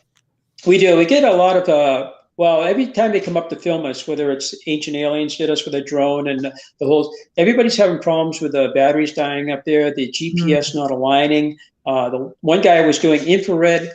He has a $13,000 drone. He does movies. He does all sorts of solar panel inspections, but he came up and he used his thermal imaging camera on our site. Right. And it was a $13,000 unit. And when he tried to launch it the last time, he was going to show it to the LiDAR gentleman. It would not get off the ground. And I guess it's something to do with the airspace, as A, B, C, D airspace, and it would not let him get up. He was so mad and so frustrated. It was a brand new, very expensive drone, but he has some thermal imaging. Those images are really interesting. They go down to about 14 inches. But we're open to any kind of, research. If people write a little proposal, and if it's not going to destroy the site, or harm it in any way, we're definitely open. What she said sounds really interesting to us. I'm sure there's other inscriptions we can't even see that we've been thinking about. What are we missing with our eyes? So that would be great. How much is still underground? Well, they've excavated 1 acre since 1937. If we took all the shovel test pit, we call them STPs, and all the excavations for 85 years, about 1 acre out of 100 and about 6 acres have been excavated. So that's not even like 1%, No, that's very, very small. Small part, percentage of what you have. So exactly. What are you looking to do next with the site? I mean, aside from, keep going. Yeah, I mean, we want to, use the latest technologies. I think we want to do some more OSL dating too, because we have thousands and thousands of feet of stone walls. Some of them are serpentine walls, others are walls that we don't think are colonial. And test these, if we can do more, but it's $1,000 per sample, and you have to wait about 2 years to get the results back. That's really hard. Which is kind of tough, yeah. And by the way, those 10 sites that they did do, Dr. Feathers, he put it out for peer review in the, it's called the Quaternary Geochronological Journal. The editors in Germany, they have 33 editors around the world, including, I think, 6 in the United States. And what they do is they read the article, they look at his data, and they put out a peer review on it. And that journal basically is all about different dating techniques, spin resonance, carbon dating, all sorts of different types of, including OSL and SL, which is surface illumination, which is another one they can do. I think we're going to do more of that because the dates are starting to show that the Patty family had nothing to do with the construction. And it's not a colonial site, as many of the mainstream have always written it off as some crazy farmer or bootlegger, bank robber, mail robber they assigned to this guy, which is basically libelous or slanderous. The guy wasn't any of these things.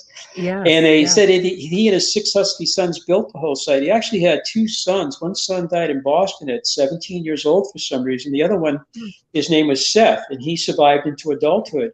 And he had 5 daughters. Maybe the daughters were all husky. I don't know. But he said the 6 husky sons built the site.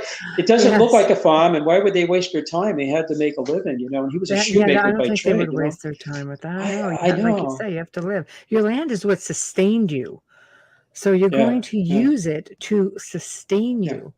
Exactly. I can't see going to all that trouble, no matter how husky you girls are. There we go. Yeah. Amelia, we get this. This is something else Natalie's saying. Yep. Natalie said Dstretch can bring out faint pictographs that are invisible to the naked eye. It works on a digital camera images. No special filters or lighting are needed. So is that like an app program or? Wow. Natalie, if you wouldn't mind, is that an app or a program that is downloaded your phone or to if you could elaborate because on it, it'd be great. is it Oh, that'd be wonderful. Yeah. Yeah, is it a computer program? Is it a phone app? How does it work? Pegnick asks, how does a compass react differently at this site? Yeah, there is that. We have had that, definitely. There's one problem is that chain link fence that goes around the site covering that 1 acre.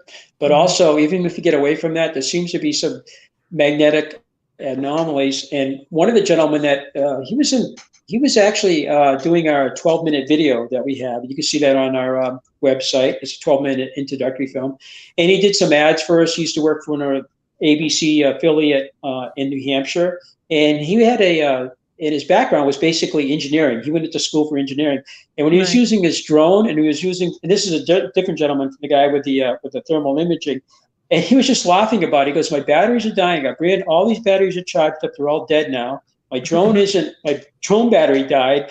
He had his audio is separate with the battery, and that died. And he just says, there's got to be a reason for this. But he says, I think it's prosaic. Maybe it's something to do with the minerals in the ground. He goes, but he didn't know. He goes, the other side is there's something else going on here. And I can't, something maybe more supernatural, because I'm going to go with the down to earth first, he said. And maybe you have different minerals in the ground. We have the quartz, feldspar, mica we have there. Is there something else? So he was really trying to figure it out. It really puzzled. You could see he was really stretching, but he had an engineering background, and then he went into the whole media thing, and it puzzled him. And we've heard other people say the same thing, whether it was Ancient Aliens up having some issue, or, the Holzer Files. And we've had other people up there filming the Scott Walters show and stuff like that. So compasses do get screwed up, and that causes problems with the drones, because they use GPS basically, but even that was a problem too. Yes. Yeah, that became an issue too, Drones are great, but if you lose one, holy cow. They filmed the show here, and the drone went right into the trees, almost headed for the house. We're like, that's a huge loss. That's a huge loss. They're beautiful, beautiful equipment. They're fascinating what they can do, the bird's eye view and everything, but you get a kick of wind or a bird come at it, you're done. I don't think there's insurance for that. Do you have concerns over, or have you had any issues with vandalism on such a big site like that? You can't we have, definitely. And it's some of it's juvenile over the years, but the worst was in 2019. It happened in September, I think 28th, 29th at our site. And somebody came up and they first cased a joint the day before, and we know who it is. They did catch him eventually, and they were from New Jersey actually. And they came back sometime during the hours of being closed, and I think it was Sunday morning. And we had him on the cameras inside the building. We have everybody for security, and we pretty much picked out who it was. But he came back and he used a 14-inch diamond saw, and he took it to the sacrificial table, and he carved several inches into it, I am Mark, which is his first name, across the top. We thought it was more biblical because he put a Christian cross, not an equilateral, but a Christian cross below it. And then he put down at the bottom, like, WWGA, WG1, and we had no idea what that meant. It was letters, and the letters are about a foot across. They were really big letters, and they went into the stone up to 6 inches, and the table's about a foot thick. So really, structurally, it wasn't good that he, No. Not only did he do that, but he took some sort of a sledgehammer, and this table was sitting on 4 legs, and it's part of it is actually into the oracle chamber wall. So the oracle chamber wall, then 4 legs that support this. And the table is about 9 feet long by about just under 6 feet wide and about 4.5 tons, so 9,000 pounds. He ended up knocking out 2 of the legs on the north side of the table. The table is orientated east and west, and the whole table came collapsing down, and it actually caused damage to the oracle tube, as I mentioned. And I mentioned during a repair, we found that the whole thing was flared out like a trumpet or clarinet or so forth. But he did that, and that afternoon, my son's it's amazing some of the stuff that kid comes up with, but he went on and he found out that it stood for where we go one, where we go all. So it's part of what we think is either the follower, and they're probably really nice people in it, but I don't consider him a nice person, what he tried to do to our site. He tried to destroy it, basically, and it's QAnon, but either part of it, or he thinks he's part of it, or maybe he's just a bad egg. I don't know. They were just bad times. Maybe he's not all there, though. Yeah. Yeah, he had some. He had some family tragedy that happened a few years earlier with his son, apparently. And by coming Oh, up to wow. our site, he thought he could redeem himself or something would be good. But by trying to destroy our site, it caused us an enormous amount of grief over the years. And we did repair the table. It took us 2 months to repair it, to get the thing back up and everything. But it's compromised forever. Our assistant It's so archaeologists. unfair. It's so unfair. Yeah, to damage an innocent site like that, and that's happening across the nation. I have another friend. Yeah. I mentioned Heather, Yeah. and she's in Aruba right now, but she's seen damage down there. We've done a radio show together, both of us as guests, talking about vandalism about 2 years ago. She's wonderful because even in national parks, people will take some of the petroglyphs, sell them on the black market. Other times, you see people take and just scratch over them. And that's it's terrible. Spray painting. They did it to the Colosseum. Graffiti. Yeah, the Roman Colosseum for years was fenced off, so you couldn't touch it. And somebody was so upset about it, said, I paid all this money to come and see it. You don't let me touch it. And she spray painted it from the other side of the fence. And they both ended up in jail. I'm like, you don't do that kind of crap with the Vatican, like in Rome, this man. is why I wanted to address it, because it is a problem around the world. You have these It sites is, yeah, that are, absolutely. Crazy people. Yes, and I'm sorry that you fell into that. So. Yeah, it's very. My dad probably rolling, and everybody else that supported us, all the researchers over the years. So that same day, actually in Sedona, the Red Church, that was attacked that same day, and in New Hampshire, one of the oldest Masonic temples. So I think they don't like the Mason, was burnt to the ground. It's one of the oldest, and they never found out who did that. It was the same night. So it was like, whoa, what's going on here? We felt like, we're in danger, and our site was in danger for more of this. So our assistant archaeologist, he went to school in Boulder, he's basically a professional stonemason. He's the one that helped us put it together. He did a wonderful job, and plus just making us feel better, because we were feeling horrible about this. And then we hear of other places being attacked, This gentleman that did it actually wanted to take down the Bunker Hill Monument, and he has social pictures in front of that, on Facebook. He went to Washington, D.C., wanted the Washington Monument. I have no idea, taken down. Then he wanted the Mount Rushmore, Crazy Horse. So he had a whole thing. And when they arrested him in New Jersey, his first comment was, "This is a thing about Texas." So we think he did something in Texas too. And then he was up in Nova Scotia, and our detective in Salem, New Hampshire, was wonderful. He did such a great job, because this is going to take time. The wheels of justice turn very slowly, and they did. He told us exactly what to expect. This guy was up in Nova Scotia, and I mentioned Scott and Haley did a tour from Nova Scotia, Knights Templar, that kind of thing. And they went to this thing called it was on the Oak Island show, and the owners really didn't want it on there. They didn't have, it's a whole thing with that. Somebody went up there, and when they got to this particular site in southern Nova Scotia, ancient carvings and everything, somebody had got in there and dug a 6-foot tunnel, and they also stacking stones up against the carvings, causing some disturbance. And that was, I guess, 2 months ago. And I think this is something that this gentleman wanted to do, but I'm not sure who did it, I'm like, oh my God, it's still going on. This guy's still out there, by the way. They caught him, and they found him incompetent to stand trial. So he's on the loose. He's not remorseful or regret. Yeah, he's just out there. That's terrible. But this is 3 another years example here. Peg says the guide stones are gone. That's Georgia. Yeah. Love them or hate them, it's their monuments, and they're gone. Yeah. They're gone. Yes. Yep. We were scared because they called that America Stonehenge too, American, and on NBC News with Lester Hood. He's I like that guy. But anyway, he was on talking about it. I'm like, he used our name instead of the American nickname, American Stone. They call it America Stonehenge. So our web hits went up, and my wife goes. So we told our detective, can you have a couple guys just check, because we don't want to copycat again, No, you don't need that. No, we don't need that. Yeah. It's been very stressful, very, very stressful. I believe I can't even imagine. I can't. Heartbreaking too. Natalie says, from what I gather from the website, it's an app, but the better way to use it is onto the open source program ImageJ. So I'm guessing JPEG. So the app for Dstretch, the website Dstretch. Is that with the E is an echo or a G? D like David. Yeah. D. Oh, David. That's right. Okay. Yeah, Oh, there we okay. go. A D isn't David. Yeah, Okay. there it is. It will always be here when you look at the archive. Yeah. I'll go back to right that. up there for you. There we go. Perfect. Oh, So that's yeah, great. so go to the Oh. website. I imagine if you just Google it, you'll get all kinds of information on it. I will check that out. And then we Yeah. could start playing around with that up there at the different stones and see if anything comes up. That would be really, even the ones we know about, like the deer carving, at Ibex. Yeah. Just check that and see if there's anything else there too. I would see Oh. when I try to remember things, I play with them like D for destiny stretch, D stretch, and then it stays. I'm one of those people who studied that way in school. Right. Yeah. It helps to memorize it. It does. Excellent. Yeah. It does. Perfect. Just something that you can relate to.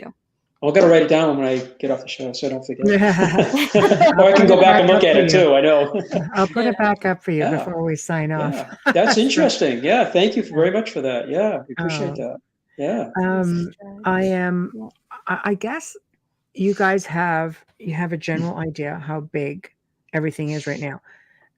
That overhead that you sent me, how many acres is that? Is that your full 110 acres or is that? Yeah, that's about 110 acres. Yeah, with the lines radiate out from the center. Yeah, Yeah, because I'm looking at these sort of asterisks, sort of. It does. Yes. Yeah. Is that like the whole property from overhead? Well, that's pretty much our property. Exactly. I will say that next door to the east of us, the family's owned the land for generations, and they just sold off about 20 acres of the land away from us. And in that area, there are walls, including that looked very similar to our wall patterns. And the gentleman that was the vice president of the era, living in Connecticut, was doing some. He's great. He does photogrammetry, amazing pictures of these serpent walls all over New England, including our site. But he said, "Hey, Dennis, that next door neighbor." He goes, "They got walls," and I said, "You know what? I just saw those too." And because they're putting homes in there now. But the good thing is the homes have a couple, like 3 acres of land, so they're not. If it was high density homes, they would have just leveled the whole thing, Mm-hmm. So these walls, although they get disturbed, they're still kind of intact with some holes where they had to put a driveway or the road through.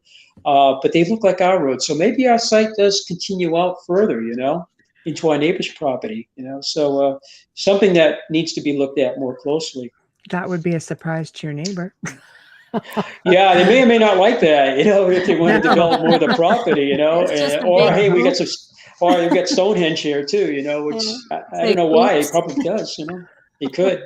I'm just really excited for you for this journey because I can't even imagine what's underneath everything.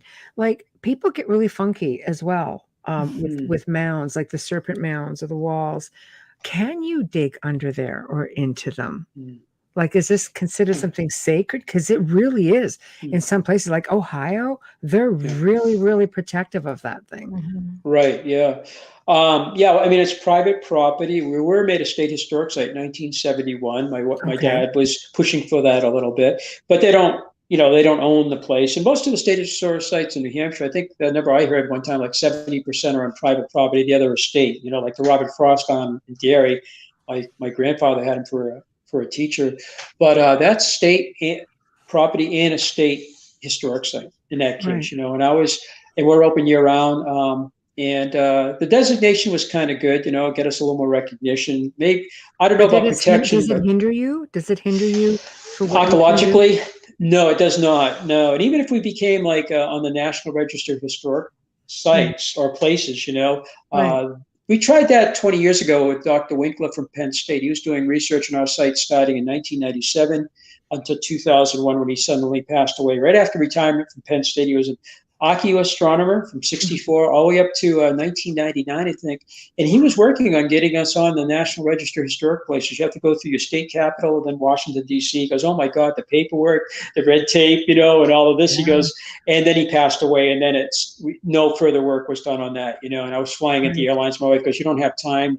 You just fly and repair things when you come back home, fix all the broken stuff over there, Yeah, we don't want our pilots on the internet while we're flying. And I love to fly, so don't take that away from me. Don't put that away. No. I was on some of these. It's funny, when I was still flying until I retired in 2016 with Mark Eddy, it was great. He was getting me shows. And you have to have a certain legal time of rest, a very, very the FAA is very strict about that. But I was staying within the legal, rest period, but I still did my radio shows at the hotel sometime, but I had to be careful. Right. Because if some incident happened, they look back and said, wait a minute, you were on a radio at this time, and that's all documented, and you had this incident and you didn't have your rest, that would be a federal violation, that would be bad. The company would get rid of me, number one. So I had to be careful about that. But I love flying. I did it for a long time, and I enjoyed, aviation, all that. And then I enjoyed the rocks, and my co-pilots always enjoyed talking with me, and I enjoyed talking with them about these sites, and we'd fly into St. Louis, and I'd say, oh yeah, there's Cahokia. I'd ask the controller one day, the approach controller says, hey, where's Cahokia? And the controllers are so wonderful, and it was quiet. You're not supposed to bother them. It's busy. It was very quiet. And he goes, what? You looking for the airport or for the mounds? I said, the mounds. He goes, well, 1 o'clock in about 5 miles. My co-pilot never knew anything about them. They're like, oh my God, So we did that a lot. We did that a lot over the years, So you got to go see everything. Did it mess with the aircraft's compasses or anything like that? Because I haven't seen that. No. Fortunately, no, our GPS or anything like that. Fortunately, So that's good. That's always good. You don't get lost. It's a good thing. Yeah. Don't want to be a plane that's going renegade. Doesn't know where it's going. That's bad. That's a bad day. Can I tell you something personal and funny? My brother graduated. My brother and I are 18 years apart. He graduated high school in 1969, the year I was born, and he wanted to be a pilot. He went to his counselor, and being an immigrant from Italy and everything, like he really had to work hard for his grades and everything. Do you know what they told him? It's just a fad. It's passing. It's only for the rich. This is how far back it went. Wow. Yes, and his whole career was a fad. Yeah. They said, oh, no, it's just for the rich. Flying's not going to take off. Kidding. At the time, I think it was just Pan Am was out there at the time. So I just thought you'd find it funny because they discouraged him, huh? Wow. Yeah. I was just shocked. I said, wow, I thought they were supposed to encourage you. And they said, you won't get work, but Yeah. That's interesting. That's fun. 1969. Wow. I got into it in 74, and I was trying to do the military, but my eyes weren't perfect vision, uncorrected, and I was colorblind. My grandfather's completely colorblind. So I went to the Air Force for the physical and everything in 1973, a year out of high school. And I said, well, everything is wonderful. Your grades, you passed the test, the oral was good. However, your eyes, you're not 20/20 uncorrected, you have some depth perception problem, and you're colorblind. I'm like, what does that mean? They said, you'll never fly for the military ever. So I did it on my own, Good for you. Because flying for the military isn't just flying, it's also shooting. It's also armory. So Yeah. During Vietnam War too, it would have been a little dangerous to get into it, but I wanted to serve the country. But they said, nope, you can work on the ground, but you can't fly. So I decided just to do it on my own, working at the museum and doing that, and I enjoyed both. I really did. Absolutely. You got to see so many amazing places. Yeah. I know I was never on your plane because I didn't get to Boston until 2018 or 2017. So I know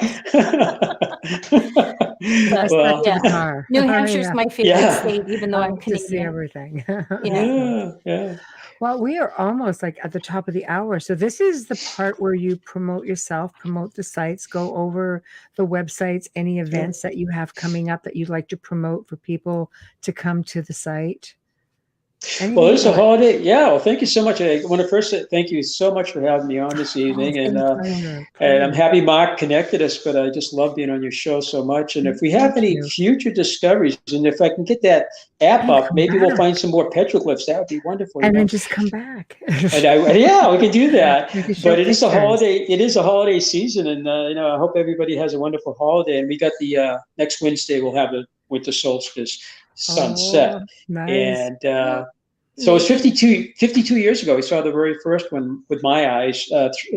3 years before that, the guy that cleared out the clearing in 1965 actually took the first photographs in 67. But so that anniversary is coming up, and then we'll have the February 1st, which is called Imbolc by the Celts, but it's also around Candlemas and Groundhog's Day. It's a cross-quarter day will be after that, So we have things going on throughout the year, and our website is stonehengeusa.com. We list all these different things. Yes. And if you go to that, you can pull up that 12-minute theater video and see it. You can do the app, and you can do a complete tour without ever coming. It won't cost you a dime to look at it. It's very good. If you use it at our site, you'll love it too. Mhm. And there's other website, telephone number, and email address, and we try to answer questions. You can call us too. Mhm. It's on Instagram and Facebook too. We have that information, so And I it's have all all there. of that. All that is Yeah. in the show description. So all they have to do is click on the Yeah. link. All your links are there. Everything's So- there. Yeah, so that should make it really easy. Thank you for doing that too. Oh, Thank you. you're very welcome. Appreciate You'll it. have, Yeah. you'll have the website. I sent it to Michelle, and Michelle Okay. can email I it just to sent you. it to you. I Googled Yes. it for you. You might Yeah. be Oh, able to thank you. use it for the solstice. You never know, right? We appreciate that. Thank you so much. You're welcome. What we'd like to Yeah. do is a live Facebook with the solstice, but Ooh. we'll see if we can do that sometime No, I too. mean, That'd be you kind of might fun. be able Yeah. to get pictures, like get this Yeah, program yeah. running before that and share that with everybody that day. You never know. If We you could get try it, that, you know, yeah. going by then. It looks It will. simple. Yeah. We'll Yeah. try it. We'll do it. Yeah, we'll do that eventually. Yeah, sounds good. Well, Thank you so much. thank you for Thank joining you. us. And I will You're be in welcome. touch with you. And I always like to surprise people with how many people were listening. So I'm Oh, going thank to you. bear of good news, hopefully. If I can Yeah. lasso our producer, that seems to be MIA. But we'll figure that out too. But thank you again for Yes. joining us. And I will email you shortly. So thank both of you. I really enjoyed it. Thank Happy you so holidays much. to you. Try And to to stay you as warm. well. Yeah, we'll try. Yeah, Cold up here. right. It's freezing So, here. In yes. New Orleans, you'll be okay though. You should. Yeah. We'll see. That will come hang We'll out with see. you. Yeah. All right. Thank you so much, Dennis. Nice to see you. Thank you Yeah. for joining us. Thank you. Thank you very much. Thank Thank both of you. you and Thank your you. audience Good too. night. Thank Good night you. now. Good Bye-bye. night. Well, that was just so much fun. Oh my gosh. Very informative. I did not see half of that coming. That was just fabulous. Again, the fact that it was that close and I had no bloody idea goes to show you, like, and I research, man. I am Yeah, she like on does. everything. And when this was brought to my attention, I'm like, how did I not know this? I was mortified that I did not know this. That was funny. No. No, I mean, it was funny your excitement when we found out he was coming on. Michelle was just I know. ecstatic. I love this stuff. I Yeah. love this stuff. It's fascinating. He's so delightful and he's so generous with his time. He's just wonderful. I am so glad that he came on and that we could share him with all of you guys. So definitely check him out. Go to the website, even go to Google Images. Check out all these pictures. It is fascinating. So huge thank you to Dennis Stone. I mean, huge for coming onto the show tonight, especially last minute. We're really, really grateful. Big thank you to Folgers Coffee, who sponsored the show. Big thank you to Dr. Snick, aka Justin Snicker, as a sponsor of the show for his intro and outro. We thank you. Whatever platform you guys are listening to, please, we would appreciate your support by either subscribing, following, liking, whatever the case may be. We would appreciate you.